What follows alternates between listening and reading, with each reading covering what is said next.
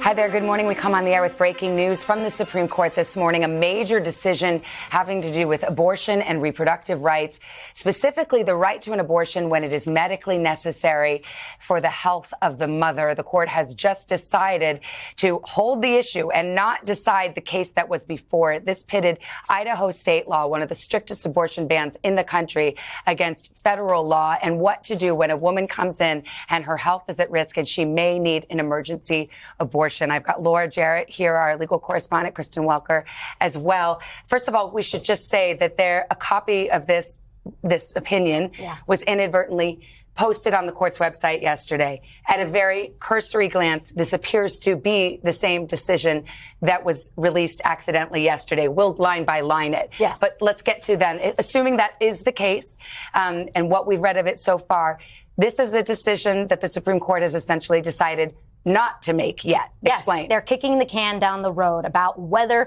there is a real conflict between federal law that requires hospitals that receive federal funding, which is most of them at this point, to perform abortions when it is medically necessary to save a woman's health, not her life, but her health. Say she comes in with an infection, something like that, where she's not on the verge of death, but she's in really dire straits. And federal law says you have to provide an emergency abortion if a doctor thinks it's necessary in that situation.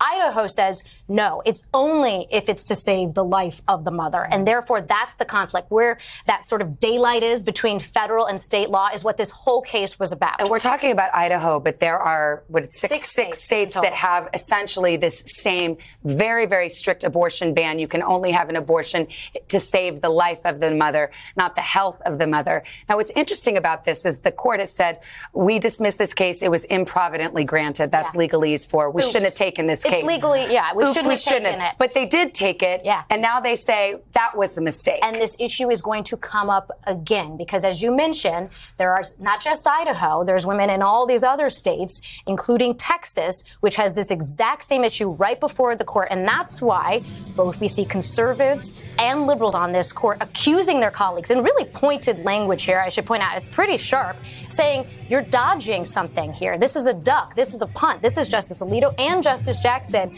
polar opposites on the merits, but on the duck, they're in alignment here, saying you have to take this on because of that conflict. It's leaving essentially everybody in limbo. If women in Idaho today can get an emergency abortion, but women in Texas can't and women in other states can't. And so they're saying this is going to be capable of repetition. So you should have solved it now, reconciled that conflict now. And instead, the lower court decision in Idaho is what's going to stand. Yes.